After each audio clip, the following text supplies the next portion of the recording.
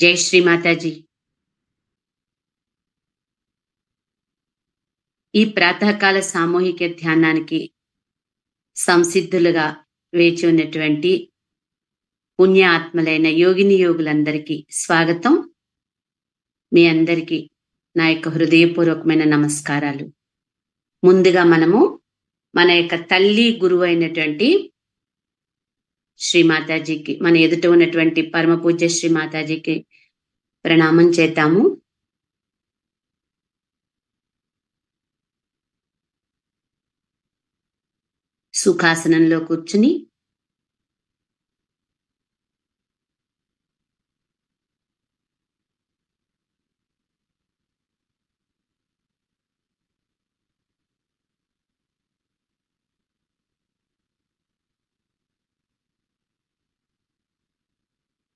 సుఖాసనంలో కూర్చుని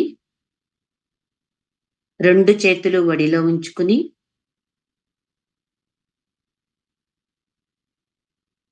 అమ్మ బొట్టు మీద మన దృష్టిని నిలిపి మన రెండు చేతులలో సహస్రారం పైన వస్తున్నటువంటి చైతన్యాన్ని కొద్ది క్షణాలు అనుభూతి చెందుదాము.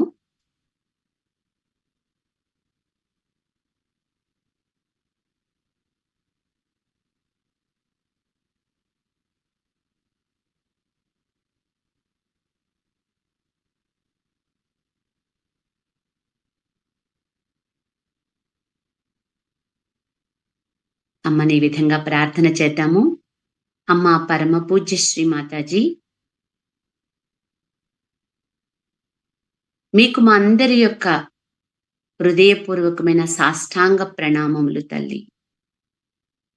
అమ్మా శ్రీ మాతాజీ, దయ ఉంచి మీ బిడ్డలమైన మేమంతా సామూహికంగా మీ దివ్య శ్రీ చరణాలను ధ్యానించుకోవాలని కోరుకుంటున్నాం తల్లి. దయ ఉంచి మాకు అనుమతిని ప్రసాదించండి అమ్మా. శ్రీమాతాజీ, ఈ ధ్యానం ద్వారా మా అందరికీ ఏకాకారిత స్థితిని ప్రసాదించండి తల్లి.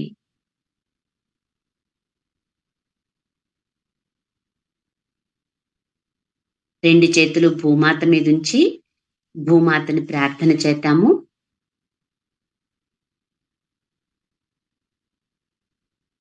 సముద్రవసనే దేవి పర్వతస్తన మండలే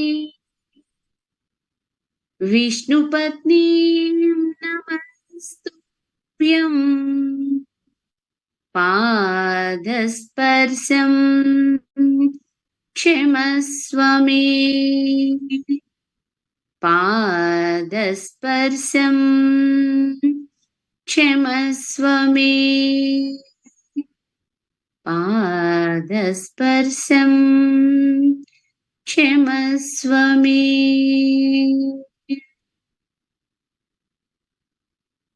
తల్లి భూమాత, దయ ఉంచి మా అందరిలో ఉన్నటువంటి సమస్త అసమతుల్యతలను, సమస్త దోషాలను, జడత్వాలను మీలోనికి తీసుకోండి తల్లి. హే పృథ్వీమాత, దయ ఉంచి మీ యొక్క సహనాన్ని, ఓర్పును మాకు ప్రసాదించండి తల్లి.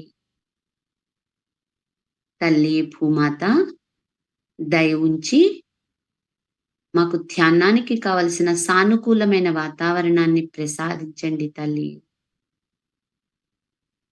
మా పృథ్వీమాత, దయ ఉంచి మాకు మమ్ములను మీ యొక్క గురుత్వాకర్షణ శక్తితో ఆశీర్వదించండి తల్లి.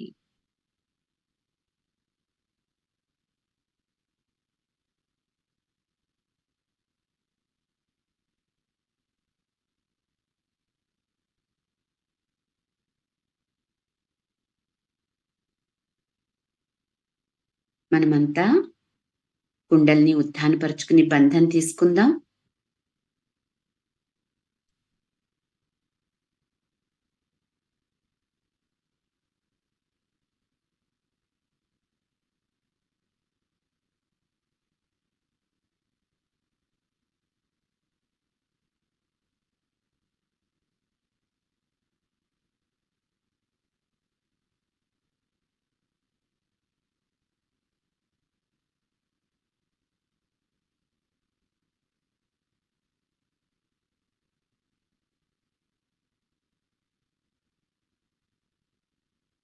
3 మహామంత్రాలు మరియు గణేష్ మంత్ర ఉచ్చరిద్దాం.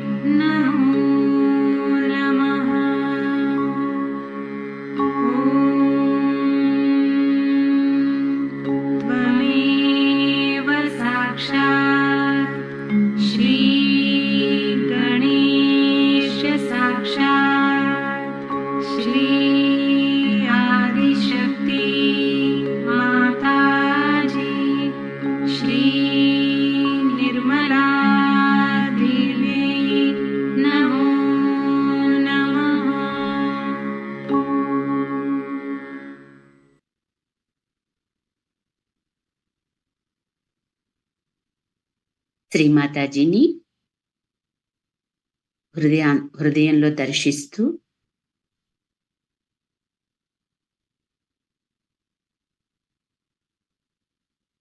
అమ్మా పరమ పూజ్య శ్రీమాతాజీ, మీకు మా యొక్క కోటి కోటి ప్రణామములు తల్లి. అమ్మా, మిమ్ములను గణేశుని రూపంలో ధ్యానించుకుంటూ ప్రార్థించుకుంటూ ధ్యానంలోకి వెళ్ళడానికి మాకు అనుమతిని ప్రసాదించండి తల్లి. ఎడమ చేతిని శ్రీమాతాజీ వైపు, కుడి చేతిని భూమాత మీద ఉంచి, చిత్తాన్ని ఎడమ మూలాధార చక్రం మీద ఉంచి నిర్మల్ గణేశ సాక్షాత్ మంత్ర తీసుకుందాం. ఓం త్వమేవ సాక్షాత్ శ్రీ నిర్మల గణేశ సాక్షాత్ శ్రీ ఆదిశక్తి మాతాజీ श्रीनिर्मला देव्यै नमो नमः। అమ్మా శ్రీమాతాజీ, మీరే సాక్షాత్ నిర్మల్ గణేశుడు. అమ్మా మీరే సాక్షాత్ బాల గణేశుడు తల్లి. అమ్మా మీ కృప వలన మేము పసిపిల్లవాని అమాయకత్వాన్ని కలిగి ఉన్నాం తల్లి. మా శ్రీమాతాజీ దయ ఉంచి మాకు శ్రీ గణేష్ని యొక్క అమాయకత్వాన్ని, మీ యొక్క మాతృత్వపు ప్రేమను, వాత్సల్యాన్ని ప్రసాదించండి తల్లి.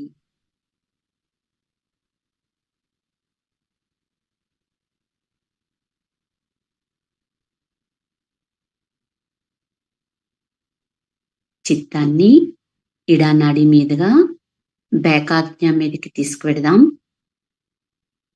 చిత్తాన్ని బేకాజ్ఞ మీద నిలిపి శ్రీ మహాగణేశ సాక్షాత్ మంత్ర తీసుకుందాం. ఓం త్వమేవ సాక్షాత్ శ్రీ మహాగణేశ సాక్షాత్ శ్రీ ఆదిశక్తి మాతాజీ శ్రీ నిర్మలా దేవ్యై నమో నమః.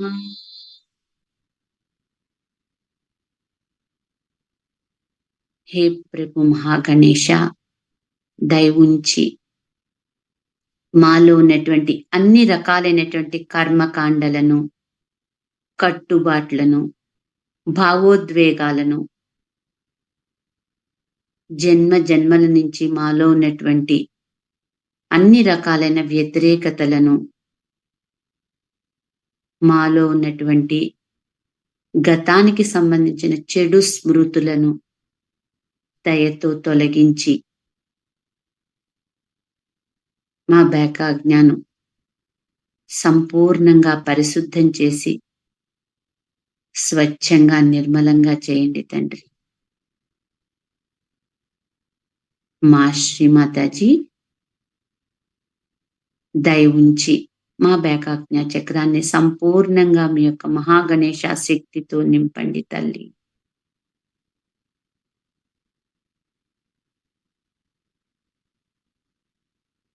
చిత్తాన్ని ఎడమ మూలాధార చక్రం నుంచి ఇడానాడి మీదుగా అన్ని చక్రాల మీదుగా బేకాజ్ఞ నుంచి సహస్రారం వరకు వెడుతూ ఓంకారాన్ని తీసుకుందామండి.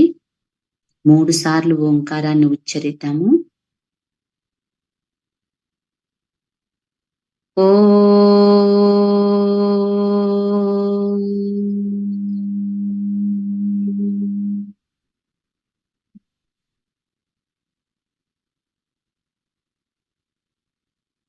ఓం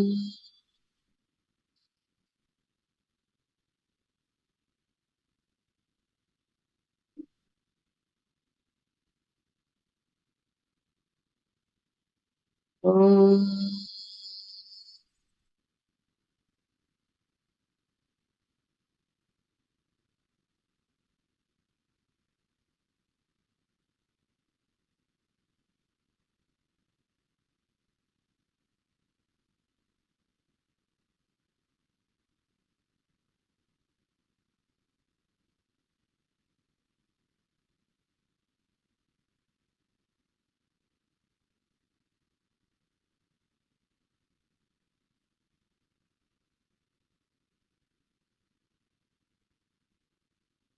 కుడి చేతిని శ్రీమాతాజీ వైపు, ఎడమ చేతిని భూమాత మీద ఉంచి చిత్తాన్ని కుడి మూలాధార చక్రం మీద ఉంచి శ్రీ కార్తికేయ మంత్ర తీసుకుందాం. ఓం త్వమేవ సాక్షాత్ శ్రీ కార్తికేయ సాక్షాత్ శ్రీ ఆదిశక్తి మాతాజీ శ్రీ నిర్మలా దేవ్యై నమో నమః.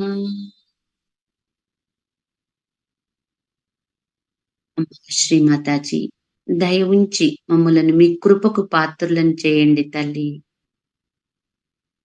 ఎందువల్లంటే మేము మీ యొక్క కృపా దృష్టిలో ఉండాలని కోరుకుంటున్నాం తల్లి.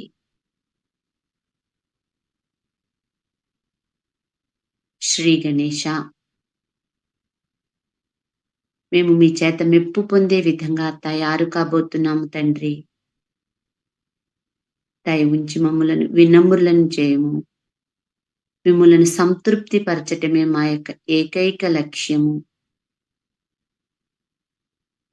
మా శ్రీమాతాజీ, మీరే సాక్షాత్ శ్రీ గణేశుడు.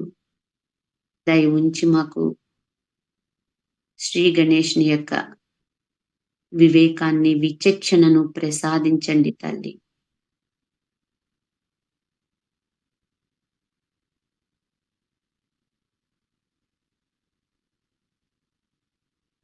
మా శ్రీమాతాజీ, మీరే సాక్షాత్ రాక్షస హంత్రిని, రాక్షసాగ్ని తల్లి. మా దయ ఉంచి మాలో ఉన్నటువంటి అన్ని రకాలైన ఆధ్యాత్మిక అవరోధాలను, అన్ని రకాలైనటువంటి వ్యతిరేకమైన ఆలోచనలను, రియాక్షన్స్‌ను దయతో తొలగించండి తల్లి.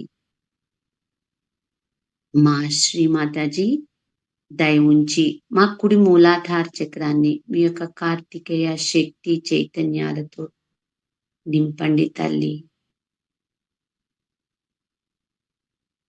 రోగనాశ రోగనాశక మంత్ర తీసుకుందామండి.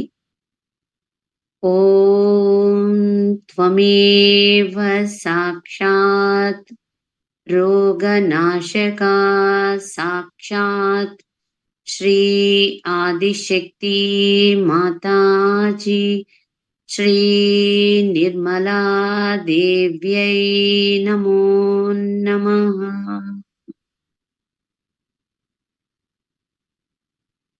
శ్రీమాతాజీ, దయ ఉంచి మాలో ఉన్నటువంటి అన్ని రకాలైన అనారోగ్యాలను, ఇన్ఫెక్షన్స్‌ను దయతో తొలగించండి తల్లి.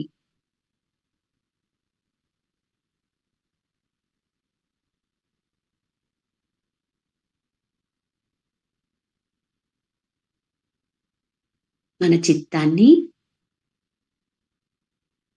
పింగళానాడి మీదుగా కుడి ఆజ్ఞాచక్రం మీదకి తీసుకొద్దామండి. చిత్తాన్ని కుడి ఆజ్ఞ మీదుంచి శ్రీ మహాకార్తికేయ మంత్ర తీసుకుందాం.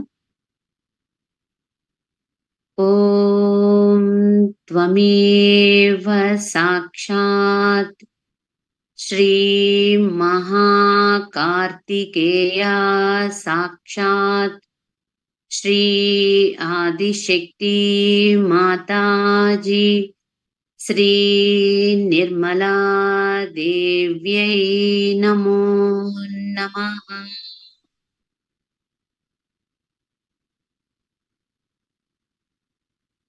అమ్మా శ్రీమాతాజీ, దయ ఉంచి మాలో ఉన్నటువంటి అగురు కుగురువుల యొక్క ప్రభావాలను, మాంత్రిక తాంత్రిక ప్రభావాలను, అన్ని రకాలైనటువంటి వ్యతిరేకతలను దయతో మీ యొక్క ఏకాదశ రుద్రుల్లో ఒకరైనటువంటి మీ యొక్క మహాగణేశ శక్తితో తొలగించండి తల్లి.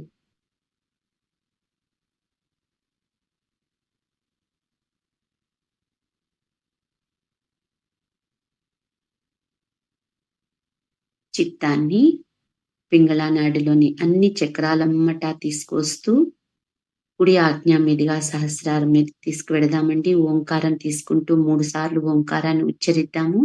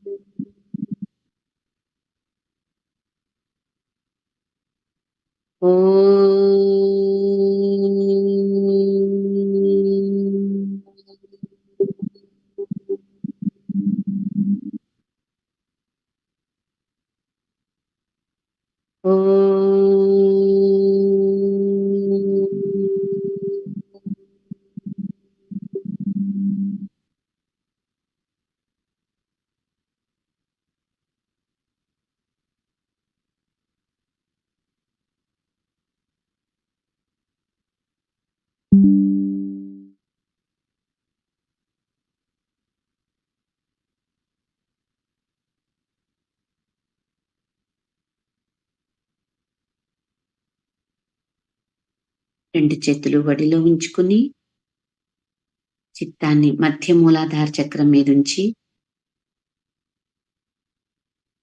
అమ్మా శ్రీమాతాజీ మీరే సాక్షాత్ మాలోని గణేష శక్తి తల్లి. మా దయ ఉంచి మమ్ములను శ్రీ గణేష్ని వలె నిర్మల స్వభావులుగా, పవిత్రులుగా, అమాయకులుగా తయారు చేయండి తల్లి.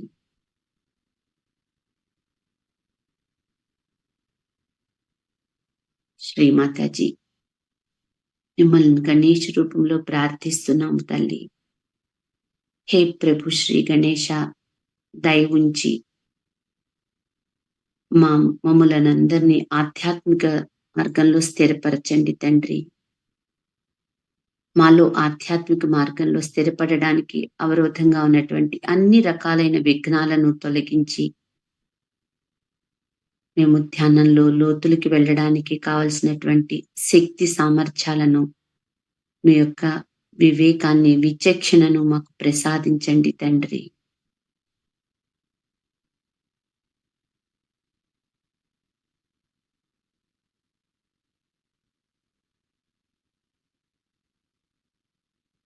హే శ్రీ గణేశ, మీరు మా యొక్క అన్ని చక్రాలలో విరాజమానమై ఉన్నారు తండ్రి.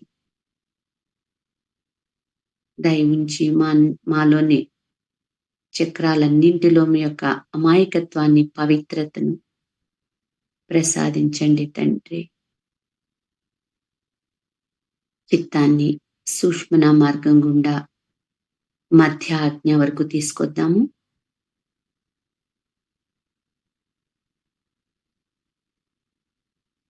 చిత్తాన్ని మధ్య ఆజ్ఞ మీదుంచి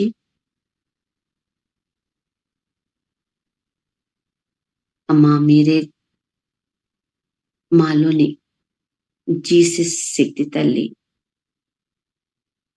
మా మమ్ములను మీ యొక్క ప్రకాశతత్వంతో నింపండి తల్లి.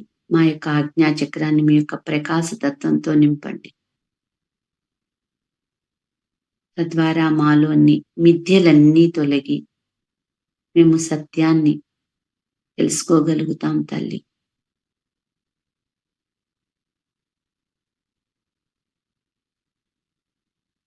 మేమందరినీ హృదయపూర్వకంగా క్షమిస్తున్నాము. మమ్మల్ని మేము క్షమించుకుంటున్నాం తల్లి. మేము తెలిసి తెలియక చేసిన అపరాధాలన్నింటినీ దయతో మన్నించండి అమ్మా. చిత్తాన్ని సహస్రారం మీదకి తీసుకువెళ్దామండి.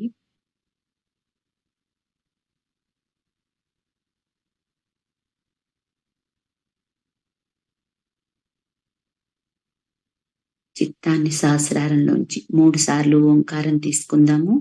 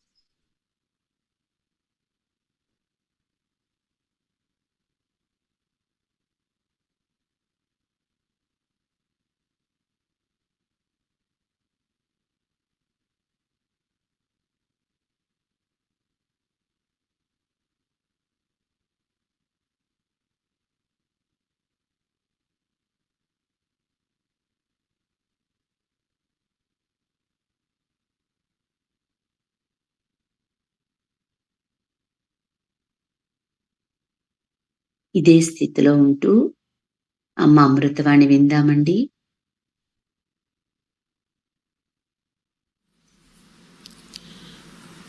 It was very spontaneously decided that we should have the Devi Puja in England.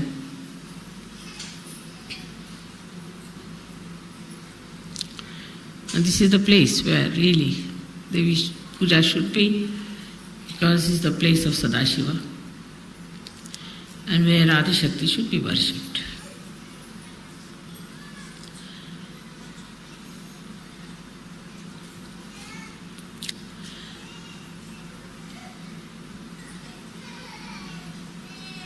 We have to today understand that why do we do Devi Puja? What is the reason for this Devi Puja? What do we get out of it? What are we supposed to achieve in our contents, within ourselves?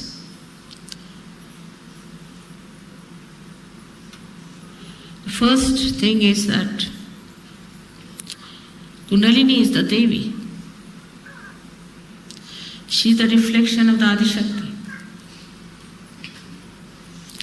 So when you worship Devi, first you worship also your own Kundalini by giving her credit, because she has given you this realization.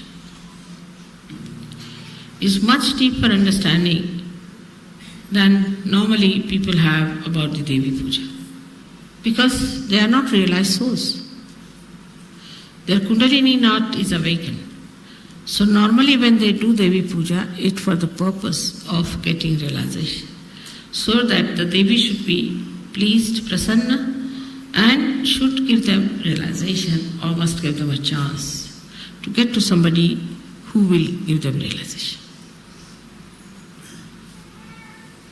But you are at a different level now. So it's more of a thanksgiving to your own Kundalini and to Adi Shakti, glorifying that whatever has happened so miraculously is because of the Kundalini which was within you, which was reflected by the Adi Shakti. But one has to know that only we are realized souls is not the point. Only that we can feel the vibrations is not the point. That we can give realizations to others is also not the point. Then what is it? Very important is the content within us. What do we have within us is the point. These are all the expressions of what we have within. Supposing somebody is generous, then know that he is a rich man. Otherwise he cannot be. So the content within us, we have to see. And when we start seeing the content,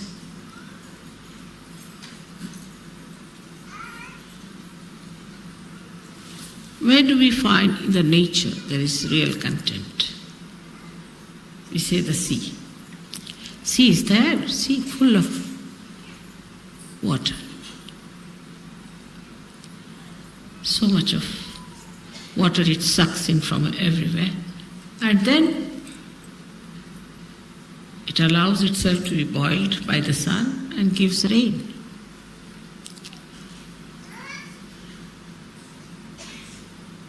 But sea is the lowest level. Stands at the lowest level and sucks in all the water from everywhere.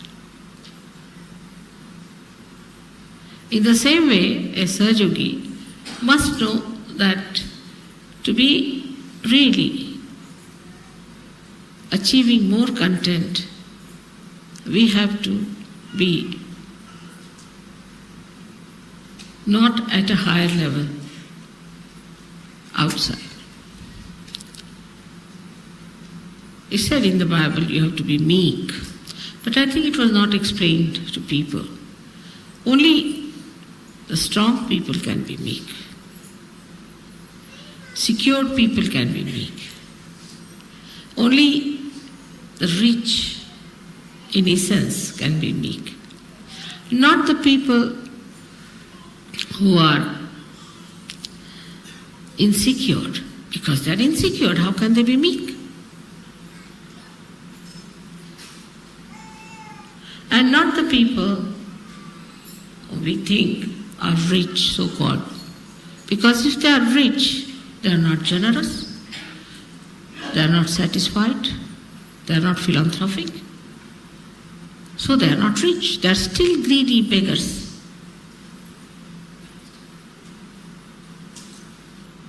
So the content within us is to be seen. What is our content?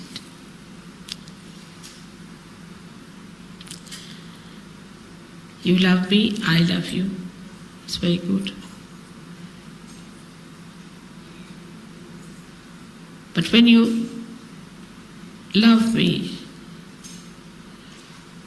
you have to know that there are certain qualities which are very lovable in a Sahaja. Actually, people get lost even after Sahaja. They think they can get over everything, are perfectly all right, and they are thrown overboard.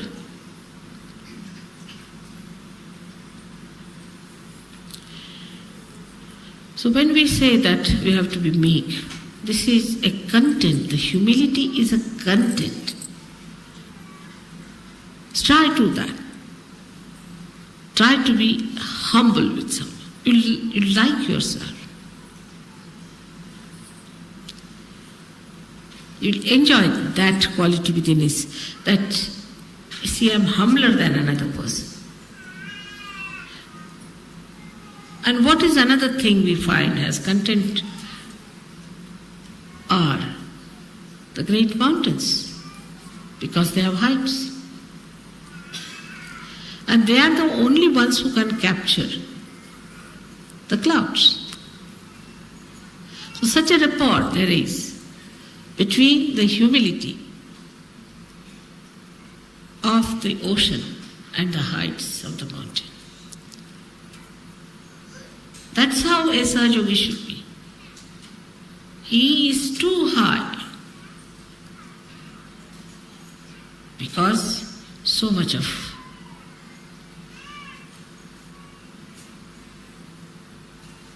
content is there in that ocean.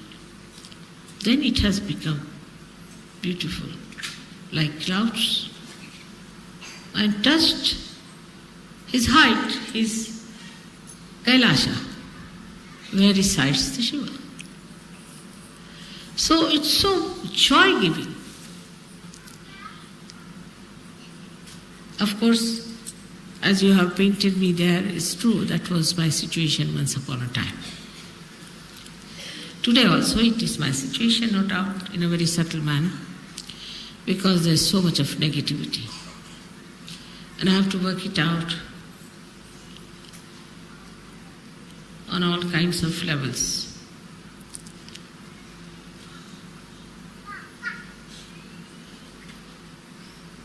There is no excuse for some human being to be a devil, no excuse. And for a Sahaja, there's no excuse at all. But still, once I have called you my son, my child, there's a little blessing. Goes, I would say, a long rope. But that long rope, one should not care for. You have to care for your own quality, for your own inner capacity to suck in. Now look at the ocean as it is. All that is around falls into the ocean, everything. And then the sun, we can say that's the spirit, evaporates. Only possible in the ocean. It doesn't evaporate the river so much as it can, because such a wide thing, such a deep thing, inexhaustible. And then absolutely pure material comes out of that. And that can go and touch the heart. Because as a Sahaja Yogi's hearts are at a very high level, where there is Shiva residing. Nobody can reach there except for the purity. And unless and until you have that largeness, that depth, that humility, and the maryadas, you know that sea never leaves its own maryadas. And if you press it from one end, it will express on one other side. It never leaves. If Pacific Ocean was even 100 feet deeper, there would have been a problem. So even in depth, in its height, in its spreading, it has its own maryadas. But in that maryada, he has a feeling that he is one with the nature, one with Mother. He is not disturbing the Mother Earth, nicely placed in the body of Mother Earth. Nature is bound by the divine. The divine looks after the nature, so everything works out beautifully, and you have freedom. And after Sahaja Yoga, you have greater freedom. Absolute freedom, because you can not be bound by anything nonsensical, anything sinful, anything base. You are above that like a mountain. And so whenever there is a combination of a mountain and an ocean, the ships can come. Deep people can only come to such shores where there is depth. That's how you achieve your depth, between your heart and your Bhavasagara. That beautiful area where people can come to you and just they know this is something great.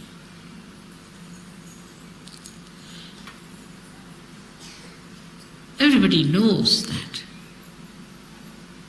You have seen that I'm like any other woman to look at. I don't know, you might think I'm different, but normally. But how many people come to my program? How do they come to my program? Just think. In Colombia, when nobody had even heard my name,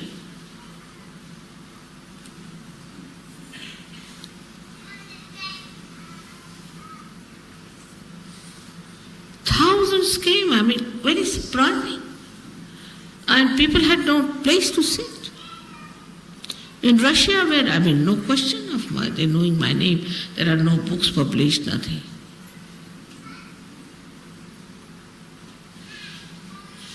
So, you can say that, Mother, you manipulate it through the collective unconscious. I do not, but it does. I think so. So when the Sahaja Yogis have that content within themselves, the collective unconscious, the divine, will act, definitely act. Like a person who is spreading advertisements, this, that, yes, people come because he takes money. They think they can purchase this man. But where there's no money involved, no business involved, nothing, you people are just simple people, just like them. So, but it's all done by the divine, isn't it? So the divine works it out. But if the Sahaja Yogis in a place are good for nothing, then even if I am there, it does not work. Half-hearted people, if they are, it does not work. In no way to discourage you, but to tell you that you have to develop your content within yourself, a complete faith in yourself. This is the greatest property of a Sahaja Yogi. And what is this ocean? It's love and love. It doesn't talk, it doesn't do much, nothing is to be done in this. It just works spontaneously. The less you do, the better. The more you try to do, I will do this, manipulate, no. You just develop your content within yourself.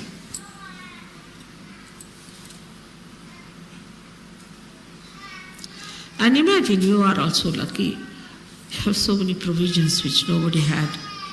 They had to go into jungles, they had to take all the wrath of their gurus and nobody to protect them. And they never had Adi Shakti to worship.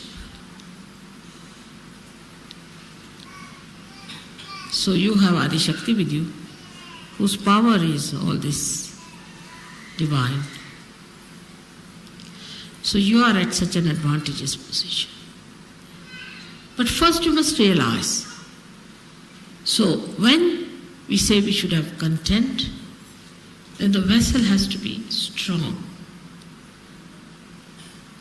Otherwise, everything will break. And this strength is the one you should know, that you are completely protected. No one can harm you. They'll try. This has to be, otherwise how will he test whether you are absolutely safe or not? So somebody has to try some tricks just to see and for you to watch how you are successful. Without doing anything, you'll be amazed, everything will be cleared out. And you'll not know how things have cleared out, how things have worked out.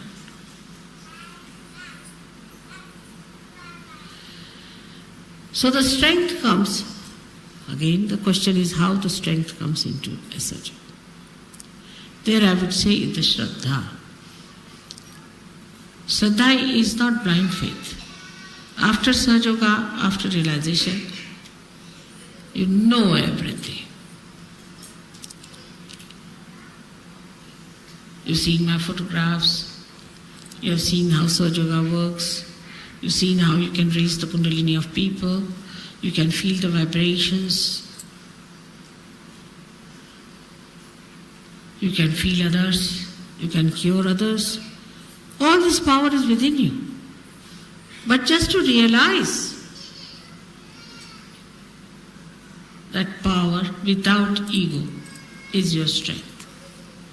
And when you are powerful, you don't have the ego, because what is the need there? Ego is there only when you don't have power. Because you want to have more. But when you are fully there, there's no ego. So this power is to be ascertained first, to find out whether you are powerful or not, to find out first. And then, like if I have to sit on the chair, I'll see, is it all right or is it shaky? Oh, it's all right, I can sit on this.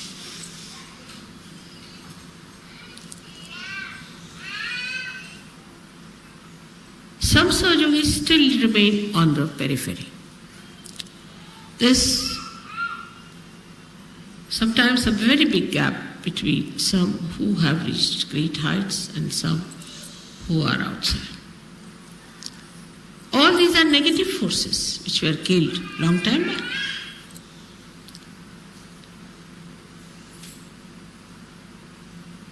Only one Shakti was sufficient to kill them.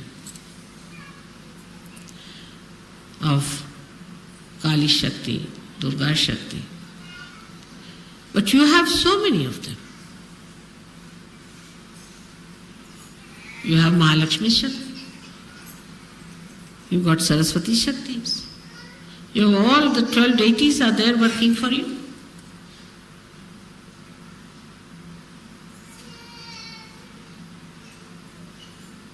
So, realizing it is the meaning that you must have complete faith in yourself. If you still doubt yourself, That's also a human quality. I mean, a dog knows that he's a dog. He doesn't doubt that he's a dog or a cat, does he? Or a tiger knows he's a tiger and he knows what capacities he's got. It's only the human beings have got, apart from other stupid qualities, is one this that they can doubt themselves.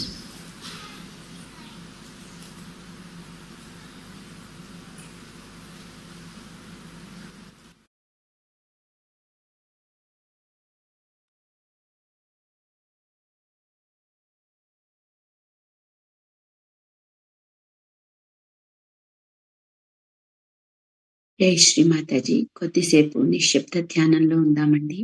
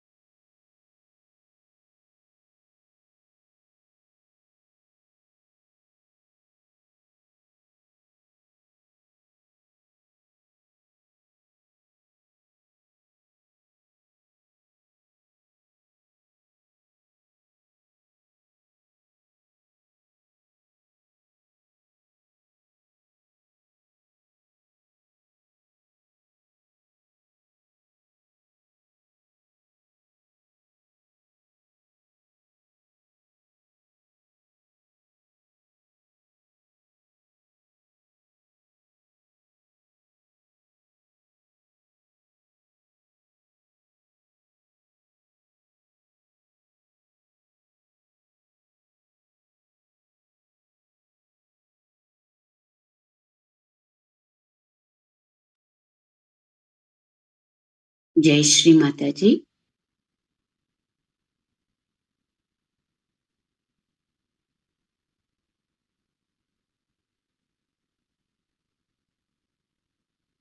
జై శ్రీ మాతాజీ.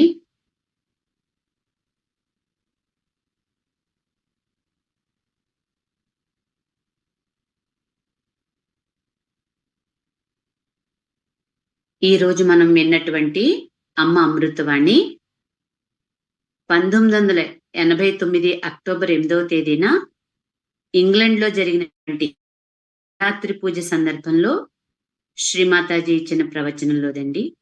ఈ ప్రవచనంలో శ్రీమాతాజీ మనలోని అంతర్గత శత్రువులను తొలగించుకొని సద్గుణాలను అభివృద్ధి చేసుకోవాలని తెలియజేస్తున్నారు. ఈ నవరాత్రి పూజ ఈ ప్రదేశంలో చేయాలని అప్రయత్నంగా నిర్ణయించబడింది. కానీ ఇదే ఈ పూజకు సరైన స్థానం. ఎందువల్లనంటే ఇది సదాశివుని స్థానం కావడం వల్ల ఇక్కడే ఆదిశక్తిని కూడా పూజించాలి. మనం దేవి పూజ ఎందుకు చేయాలి?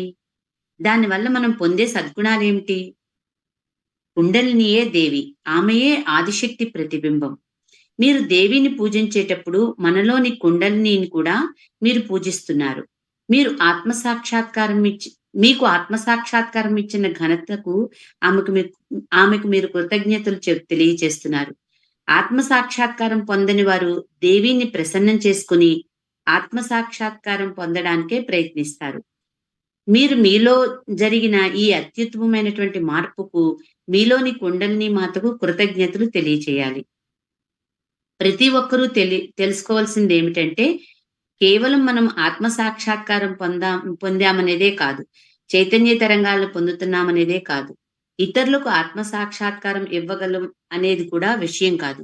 ముఖ్యమైనది ఏమిటంటే, మనం మనలో ఉన్న విషయం విషయం అంటే కంటెంట్ అంటే అది మన యొక్క ఆంతరంగికమైనటువంటి లోతు, ధ్యానం యొక్క లోతు, స్థితి అనే వస్తుందండి. పైన చెప్పినవన్నీ మనలో అంతర్గతంగా ఉన్న విషయం యొక్క వ్యక్తీకరణలు. ఉదాహరణకు ఒక వ్యక్తి ఉదారంగా ఉన్నారనుకుందాం. అంటే అతను ధనవంతుడని, లేకపోతే అతను అలా ఉండలేడు. మనలో ఉన్న కంటెంట్ ఏమిటనేది మనం చూడాలి. ప్రకృతిలో నిజమైన కంటెంట్ మనం ఎక్కడ చూస్తాం? ప్రకృతిలో సముద్రం అన్ని వైపుల నుండి నీటిని తనలోకి గ్రహిస్తుంది. సూర్యరశ్మి ద్వారా నీటిని ఆవిరిగా మార్చి వర్షాన్నిస్తుంది. కానీ సముద్రం అత్యంత దిగువన ఉంటుంది. అందువల్లనే అన్ని వైపుల నుండి నీటిని తనలోకి గ్రహిస్తుంది. అదే విధంగా సహజయోగి సద్గుణాలను పొందడానికి బాహ్య ఆడంబరాలకు పోరాదు. ఇదే విషయం బైబిల్లో కూడా చెప్పబడింది. మీరు నమ్రతను కలిగి ఉండాలి అని. కానీ ఆ విషయం ప్రజలకు బాగా అందించబడలేదు. మీరు ఎవరితోనైనా నమ్రతతో ఉండడానికి ప్రయత్నించండి. అప్పుడు మీరు మీలోని ఆ గుణాన్ని ఆనందిస్తారు. ఎత్తైన పర్వతాలు మాత్రమే మేఘాలను తాకగలుగుతాయి. అంటే సముద్రము లోతుకు, పర్వతాల ఎత్తుకు మధ్య అనుబంధం ఉంది. కాబట్టి సహజయోగులు ఆ విధంగా సముద్రం అంత లోతును, పర్వతాలంత ఉన్నతత్వాన్ని కలిగి ఉండాలి. శ్రీమాతాజీ ఇదే విషయాన్ని you should be like A mountain and you should be like an ocean. దీని యొక్క సారాంశం మొత్తం ఈ స్పీచ్ అంతటికి అదొక్క మెయిన్ థింగ్. దాన్నే మాతాజీ చాలా ఇన్ డీటెయిల్ గా వివరించారండి. శివుడు నివసించే కైలాసం ఎంతో ఉన్నతమైనది. సముద్రం ఎన్నో సద్గుణాలను కలిగి ఉండి అందమైన మేఘాలుగా మారి శివుని యొక్క నివాసమైన కైలాసాన్ని తాకుతుంది. ఆ విధంగా ప్రకృతిలో పర్వతాలు, సముద్రం ఎంతో ఆనందాన్ని మనకు కలిగిస్తున్నాయి. మీ సద్గుణాల కొరకు మీ అంతర్గత సామర్థ్యము, మీ నాణ్యతను మీరు జాగ్రత్తగా చూసుకోవాలి. సముద్రం చుట్టూ ఉన్నదంతా సముద్రంలో కలిసిపోతుంది. ఆపై సూర్యుని వల్ల ఆవిరైపోతుంది. మనం సూర్యుడిని ఆత్మగా కూడా చెప్తూ ఉంటాం. ఇది సముద్రంలో మాత్రమే సాధ్యమవుతుంది. సముద్రం కారణం ఏంటంటే సముద్రం చాలా లోతైనది, విశాలమైనది, తరగనిది కావడం వల్ల ఈ ప్రక్రియ నదుల్లో అంతగా జరగదు. దాని నుండి బయటకు పూర్తిగా స్వచ్ఛమైనటువంటి పదార్థం వస్తుంది, అంటే ఆవిరి. అది హృదయాన్ని తాకుతుంది. మనకి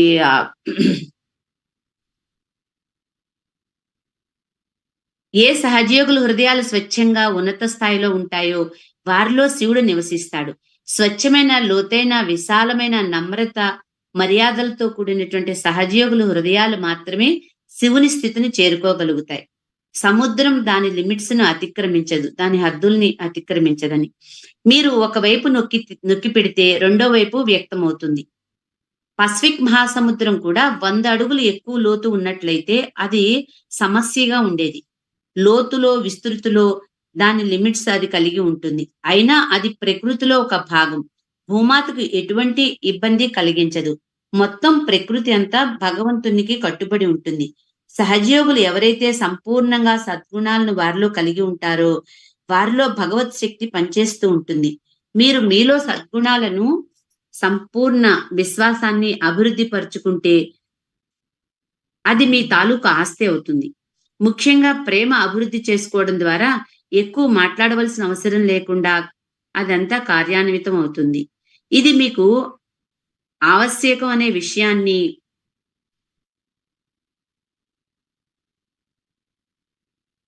మీరు అర్థం చేసుకోవడం వల్ల మీలో ఆదిశక్తి ఉంది అని కూడా మీరు తెలుసుకోగలుగుతారు.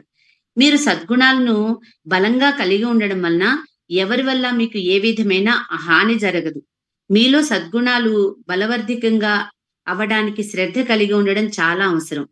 అహంకారరహితమైన శక్తే మన బలం. మనలోని నకారాత్మక శక్తులను తొలగించుకోవడానికి మనలో మహాకాళి, దుర్గా, సరస్వతి, మహాలక్ష్మి మొదలైన అనేక శక్తులు ఉన్నాయి. కాకపోతే మనం ఆ విషయం ఎరుకగలిగి ఉండాలి. అది ఏ విధంగానంటే పులి తాను పులిని అని ఎరుక కలిగి ఉన్నట్లుగా. మీరు సహజయోగి అనే భావన ఎల్లవేళలా మీరు కలిగి ఉండాలి అని శ్రీమాతాజీ తెలియచేస్తున్నారండి. మనము 2 చేతులు జోడించి శ్రీమాతాజీకి కృతజ్ఞతాభివందనాలు చెబుదామండి. అమ్మా పరమ పూజ్య శ్రీమాతాజీ, మాకు ఈ ధ్యానం చేసుకుని భాగ్యాన్ని ప్రసాదించినందులకు మీకు మా అందరి యొక్క హృదయపూర్వకమైన కృతజ్ఞతలు, ధన్యవాదములు తల్లి. అమ్మా ధ్యాన ఫలాన్ని మీ దివ్య శ్రీచరణాలకు సమర్పించుకుంటున్నామమ్మా. ఈ ధ్యానంలో మా వల్ల తెలిసి తెలియక జరిగిన అపరాధాలన్నింటినీ మన్నించండి తల్లి. శ్రీమాతాజీ దయ ఉంచి మమ్ములను శ్రీ గణేష్ని వలె తయారు చేయండి తల్లి. జై శ్రీమాతాజీ. కలెక్టివ్ బంధన్ తీసుకుందామండి.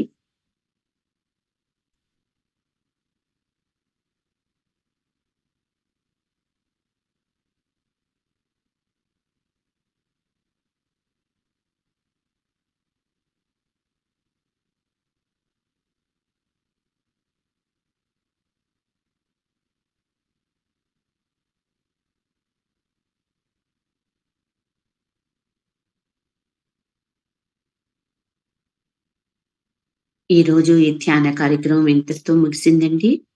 కొద్దిసేపు సహజ మ్యూజిక్ వింటూ ధ్యానంలో కొనసాగుదాము. తిరిగి రేపటి ధ్యాన కార్యక్రమంలో మళ్ళీ కలుసుకుందామండి.